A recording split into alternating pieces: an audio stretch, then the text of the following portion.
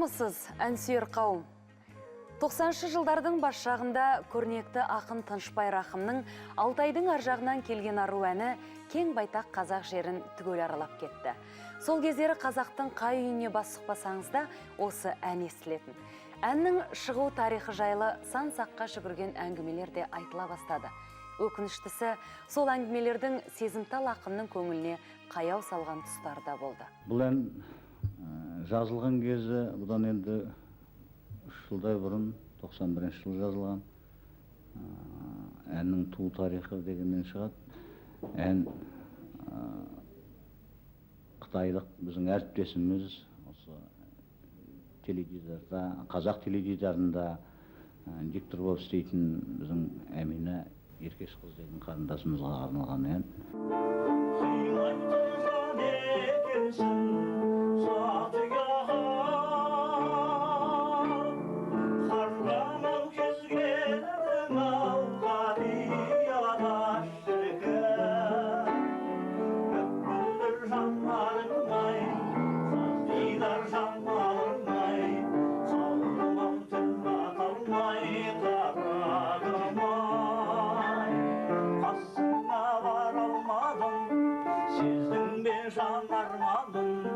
Еріксіз қалқан саған ән арнадым.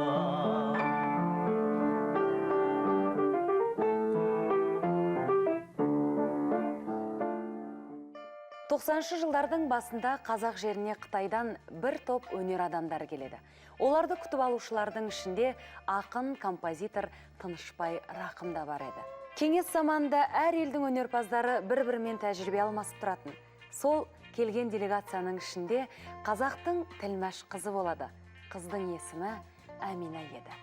Ол Қытай тілін қазақшаға, ал қазақшаны Қытай тіліне аударып жүреді. Іс-сапар соңына таяп, қонақтарды елдеріне шығарып салу рәсімі де келеді. Сол кезде Тынышпай Рақым ұшақ табалдырығын аттай беріп, артына бұрылып қайта-қайта қарай берген Әминаны байқап қалады. Ол кезде Қытайға қазіргідей таңертең барып, кешке қайтып келе алмайсың. Шекара жабық, қатынас өте қиын. Сонда тәкеңнің сезімтал жүрегі Әминаның ішкі сезімін оқып қойғандай болады. Ақынға әсер бергенде осы бір қас-қағым сәт. Сол сәтте ол қимайтын жан екенсің жат ұяға деген жолдарды қайталай береді. Құрметті көрермен, студиямыздағы әңгімемізді әрі қарай қонағымызбен жалғастырсақ деймін. Қарымды қаламгер, журналист, Алматы ақшамы газетінің бас редакторы Қали Сәрсенбай. Қош келдіңіз аға. Қали аға, өзіңізді студиямызға шақыруымыздың өзіндік себептері бар. Әсем тарихмен дүниеге келген ән туралы алып қашпа сөздер шыққан кезде арашалап алушылардың арасында, бел ортасында өзіңіз жүрдіңіз. Әңгімеміз осыдан бастасақ. Ақынның көз тірісінде осы әннің тарихы жайлы әңгімелескен шығарсыздар. Енді Тынышпай ағаның бұл әні шыны керек кезінде үлкен кәдімгі жұрттың ықыласын туғызды, кең танылған ән болды. Жалпы өзі бір спектакльге бергісіз әндері болады. Бұл да бір сондай. Әдетте жұрт ойлайды, бұл Алтайдың ар жағынан келген арудың негізінде махаббат қана жатыр деп. Енді солай болса солай шығар.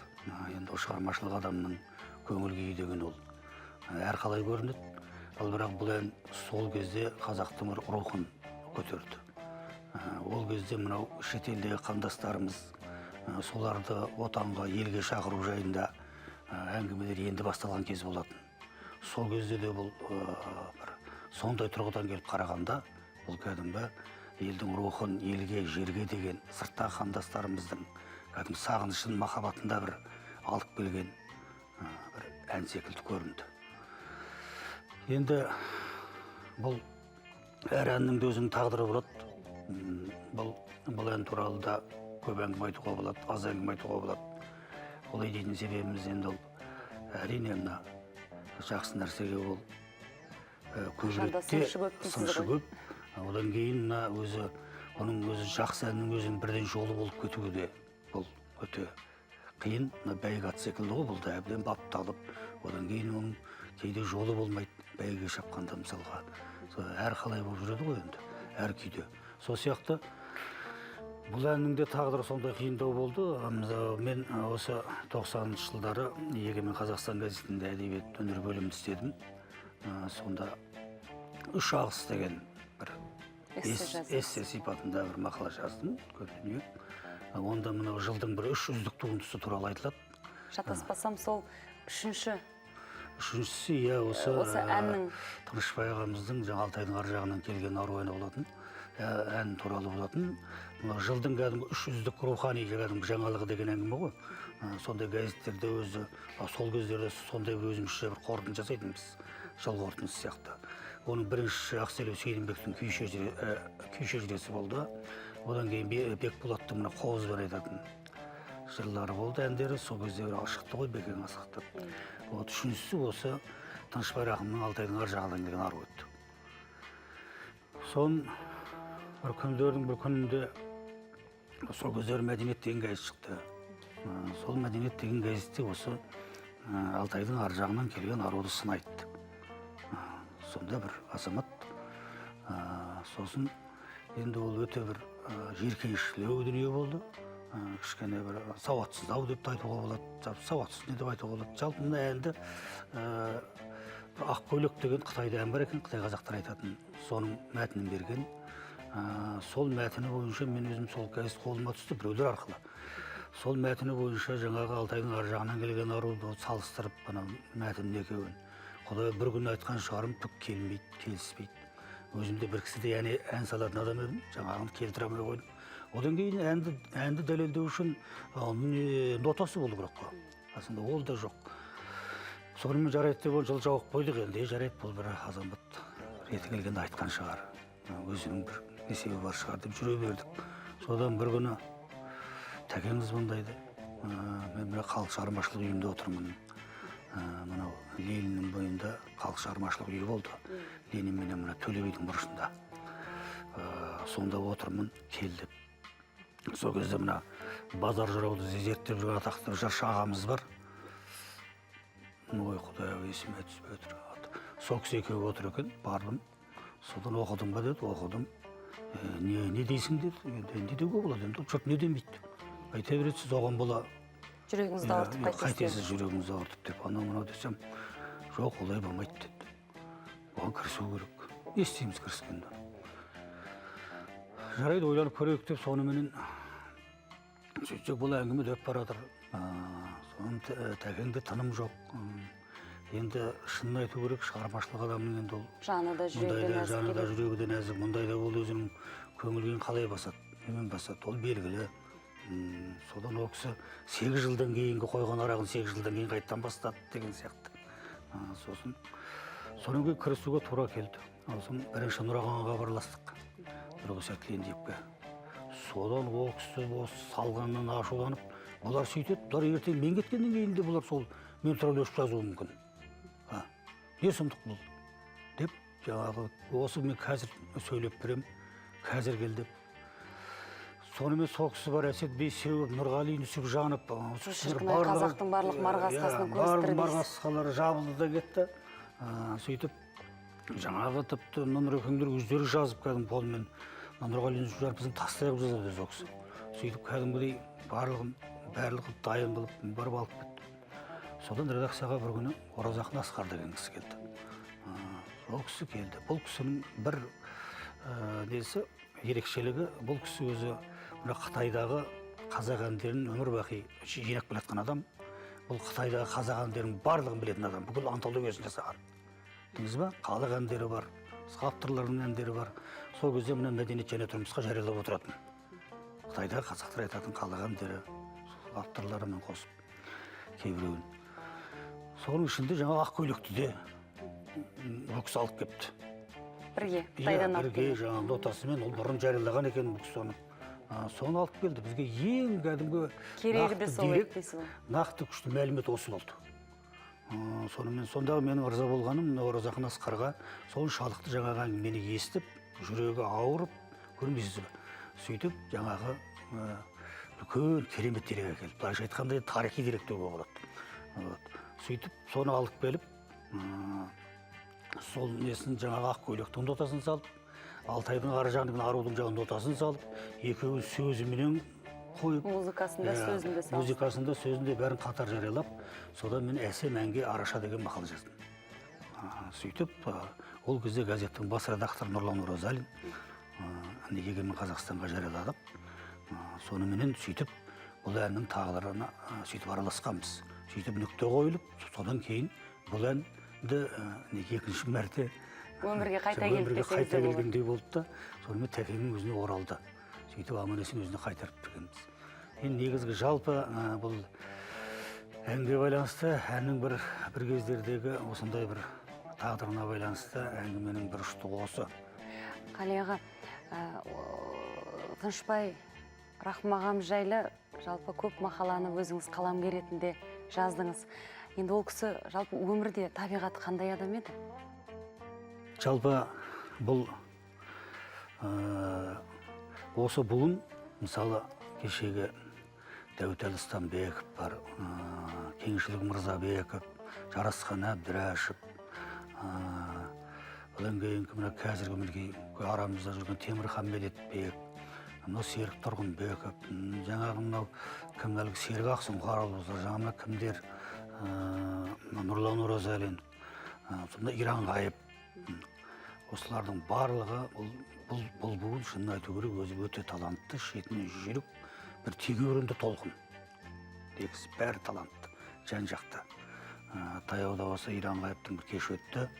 Ағамыздың сонда сол кісі бір осылардың алдындағы бір парызын өтегендей боп, өзінің ғана емес жұрттың да парызын өтегендей боп, осы кешегісі бар, кешегі сол кетіп қалған өзінің әріптестеріне арнап тамаша өлең оқыды. Сол тұрғыдан келіп қарағанда, бұл буын өте талантты буын. Соның бір үлкен сол буынның ортасындағы бір жүйріктің бірі, өзінің шабысы бөлек, ол Тынышбай ағамыз екеніне дау жоқ. Тынышбай аға енді ол мінезі, енді ол өнер адамының мінезі ол әр кезде әрқалай болады. Бірақ бұл кісінің Тәкеңнің былайша айтқанда ол жан-жақты кісі болды. Бұл әу бастан өзі табиғатынан, тумысынан бір музыкант болып жаралған адам деуге де болады. Сосын барып, былай оған Алла Тағала бұл кісіге екінші қанат етіп поэзияны берді. Сөйтіп бұл сөз бен сазды ұштастырған, үйлестірген адам. Одан кейін енді әдеби сынға да бұл кісі араласты кезінде. Әдеби сынға да көп дүниелер жазды. Сосын мына өзіңіз білесіз, кезінде осы Кеш жарық бағдарламасын тіпті бастағанда. Кеш жарық бағдарламасын бастап, жас таланттардың өзіне жол көрсеткендер. қаншама бұлақтың көзін ашты, қаншама жастарды тартты осы студияға. Сол кешегі осы әннің бағын ашқан, Сәкен Қалымовтардың жаңағы етін ашқан осы кеш жарық болады. Шынымен де Сәкен ағамыздың ән әлеміне қанат қаққандағы бір салмағы ауыр, ойы бар, кеңдігі бар, тереңдігі бар, репертуарындағы ең әннің бір шыңы осы Алтайдың ар жағынан келген ару десек те болатын сияқты. Бұл ән мысалға, ол енді сөздің аузында, мысалы осы ән өз шыны керек шыққаны біраз уақыттар өтті. Сол кездерде бұл өзі айтушысын да таппай жүрді. Ол енді шындық. Бұл әннің жаңа бағын ашқан шынында да Сәкен. Енді өзі бұлай талайлар айтып жүрді, мықты әншілер де айтты. Енді әркім әрқалай ғой. Әнші әнін тапты дейсіз ғой. Сөйтіп жүрген кездерде осы кім аранжировкасын бәрін жасап, осы Сәкен бүкіл осы барлығын кәдімгідей тап-тұйнақтай қылып дайындап, соны өзіне айтам дегендей қойшы деген ғой. Әбден өксіп жүргенде көңілі қалғандай жағдай болған. Содан барып осы Сәкен тыңдағаннан кейін барып, бұл әннің бағы жанып бүкіл елге тарады. Кеш жарық өзі осымен басталып, осымен аяқталады. Содан кейін кеш жарықты бүкіл республикада, ол тек қана 23-24 жылдық тарихы бар бағдарлама. Ол тек қана студияда сүріліп қойған жоқ, облыстарды аралап кетті. Облыстар қаншама таланттар, жас бұлақтар, мысалы кәдімгі жастардың осы ортаға тартылды. Қаншама таланттар ашылды. Сондықтан меніңше Тынышбай ағаның бұл салада атқарған еңбек өз алдына бір төбе.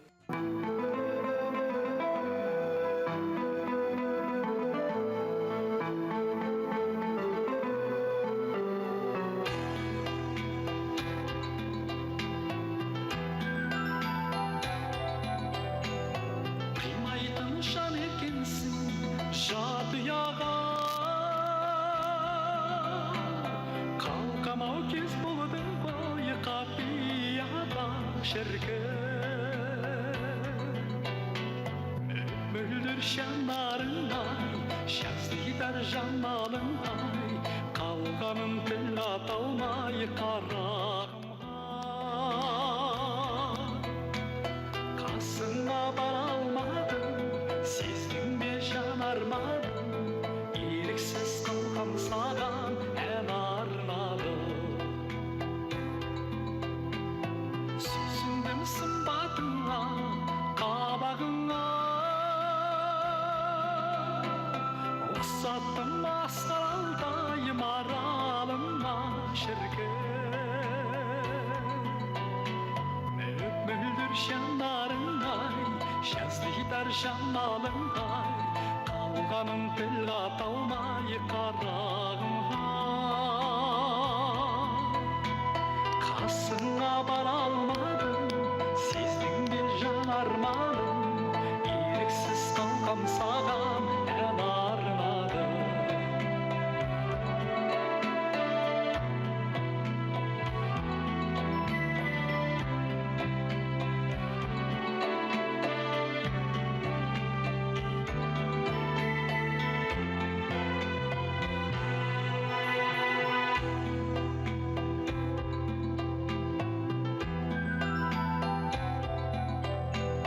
Altay'dın arşağından kelgen arı Jalt edip karağanın yemge derim şirket müldür şanlarınday şazlider jamalınday kalganım til atolmay karağımha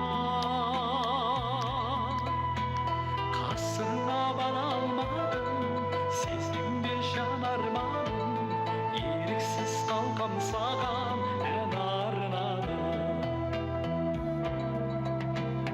bayandı bolsun senin kuşar bağın kolumdu koşaydısa salmadım şirket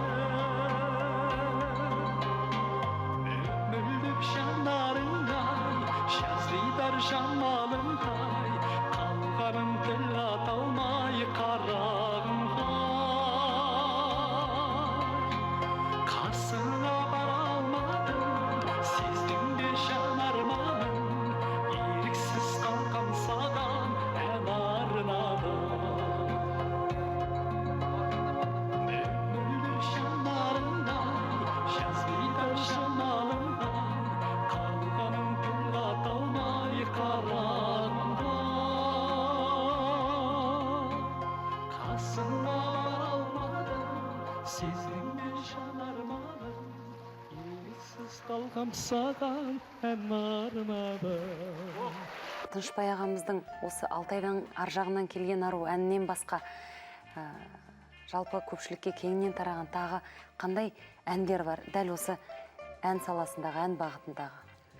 Енді тәкең жаңа айттық қой, жалпы кейде осы Алтайдың ар жағынан келген ару мына осы жаңағы бір кімнің өзінің бір гимні сияқты болып тәкеңнің солай кетті дағы ол басқа шығармашылығына да көлеңке түсірді деп айтуға болмас басқа әндеріне дегенмен бірақ егер ойланып қарайтын болса жұрттың жадында деп ойлаймын кімнің тәкеңнің боз орамал деген әні бар. Егер мен осы бұл бір үлкен ән кәдімгі керемет бұл да бір жастықтың бір лебімен жазылған керемет ән өте романтикалық ән романс былайша айтқанда әдемі. Осы бұл әнді де Нұрлан Өнербаев орындап жүр. Одан кейін Сәуле Жанпейісова да Сүндетова да орындады. Енді бұл да халыққа жеткен ән. Мен бұны айтайын деп отқан себебім, халыққа жеткен дейтін себебім осы осыдан біраз уақыт бұрын бір тойда болдық. Сол тойда отырмыз. Жұрт ән салып жатыр. Содан бір ауылдан келген бір екі келіншек сөйледі. Содан сөйлеп тұрды да, жаңа екеуіне қол қалап қоймай қойды енді. Ән айт деп, екеуін қайсызданып, жаңағы сөйтіп отыр ғой. Бірақ та енді болмады. Жаңағы сонан кейін жарайды енді айтайық деді да, Сонда мені таң қалған жаңа екі келіншек боз орамалды айтты. Боз орамалды айтты. Сосын кейіннен әннің сол кең тарағаны көрдіңіз ба? Елдің ішінде қалай? Әнді қалай таңдап айтады, қалай талғап айтады. Таңғы бір дауыс болады ғой бір. Сол сияқты бір әдемі. Сондай немен айтқанда мен шынымды айтайын жаман көңілім босады. Сонда тынышбай тірі екен ғой деген бір кішкентай дүние жаздым. Кетпедің көңілімнен сен бір өлең, ғашығым көздеріңе мөлдіреген сәулем. Қып-қызыл емес пе дай орамалы, жастықтың жалауындай желбіреген сәулем. Арайлы таңдарым менің, аңсаған арманым менің, өзіңе сағыныш сағым арнадым дедім сәулем.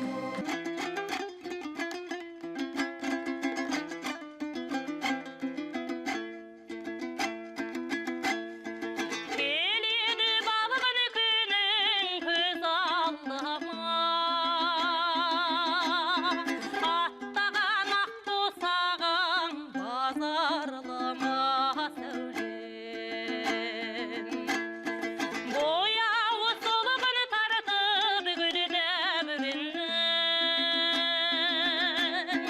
қып-қызыл орамалың бозарлама сәулем. Алаулы таңдарым едің, аяулы арманым менің,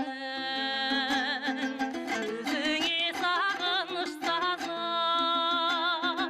арнадым дедім сәулем.